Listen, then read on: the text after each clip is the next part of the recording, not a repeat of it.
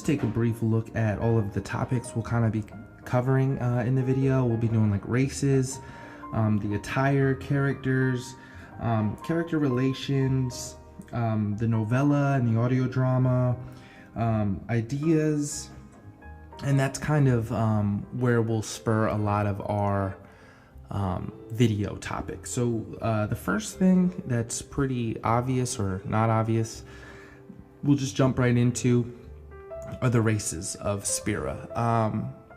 It's interesting with the races because there are a few that are very different, like the Hypello. In Final Fantasy X3, I want more development of the Hypello. Where do they come from? And that'll also lead into another topic, but I want more about the Opello and how they do their thing. All we really know is that they have an affinity for swimming and they can spend a lot of time in the water. Maybe even get a Hypello in our party member. The other one is Tobli, or the musicians. The musicians and Tobli are very different than a lot of the other races we saw in the franchise. Especially the musicians, because their backstory is kind of like they are spirits of the wood, Macalania woods, and they and kind of incarnate themselves. They can turn into butterflies. It's a very unique trait to have, and it's like an owl, it's like a little mouse, and it's like a blue, big Oompa Loompa type of guy, and Tobli.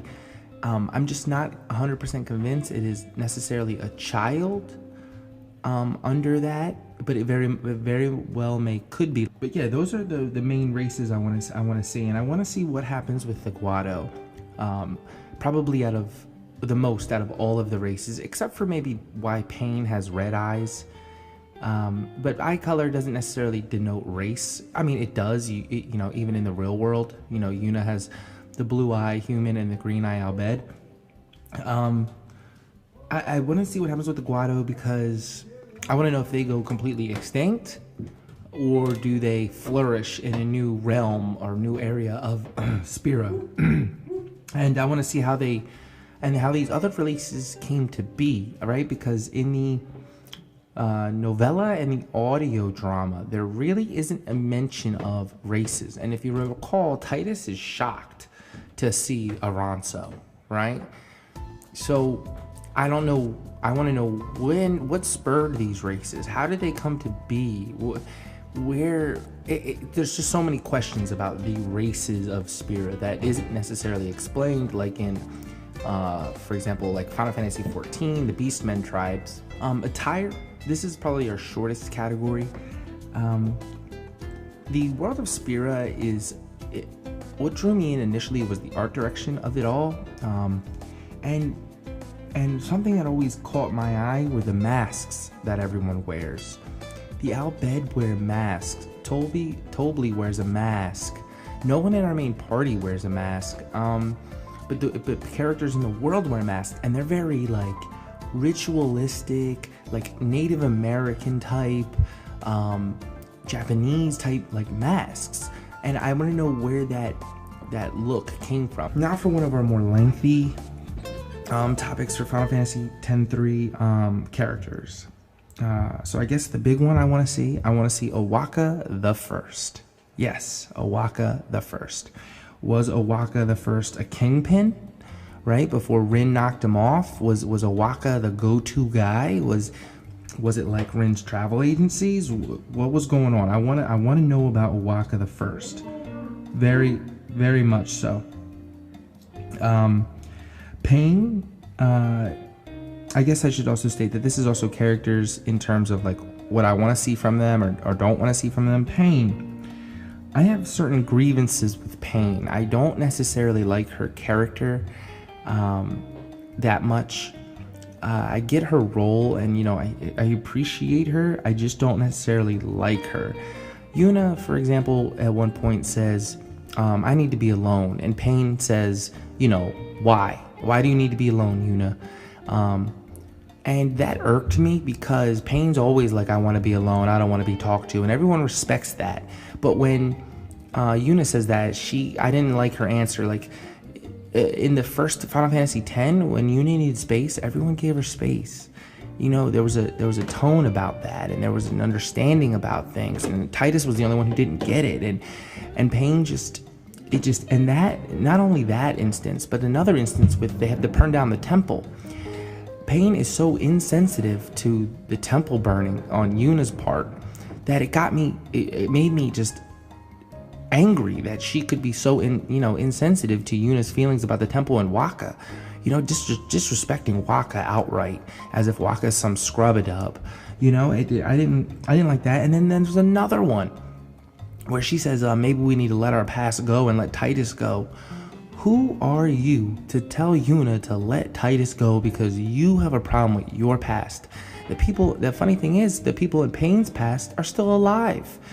Yeah, we don't know her family and all that, but the Baralai, Nuge, and Gipple, they're alive. You're just choosing not to talk to them because of what happened when everyone knows something weird happened, and it was no one's really their fault. It was something else. And, you know, she says that when the whole journey is about finding Titus and finding what happened in that sphere, and people are on board with that, and Pain just, you know, unless they make some serious character change to Pain, which I don't think they really made in the novella, I personally don't need Pain. I don't see her fitting with the crowd, especially if potentially Arn comes back.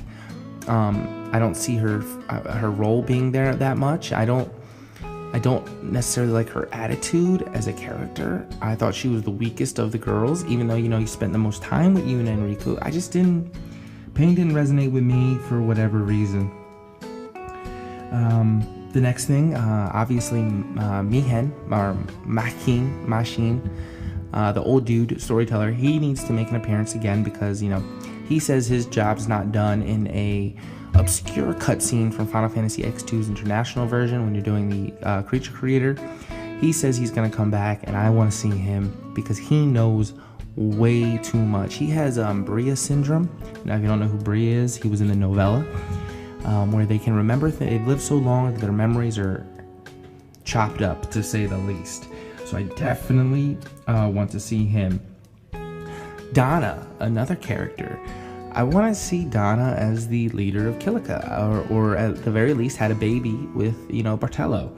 I don't think that's out of the realm of possibility, especially since the idea of making a new family and families this generation in Spira really sticking together and being alive is a theme, whereas prior to Sin's defeat was not so much the case for the children and the people of the world to have their parents. Lulu and Wakka being the examples of that. So I definitely want to see that.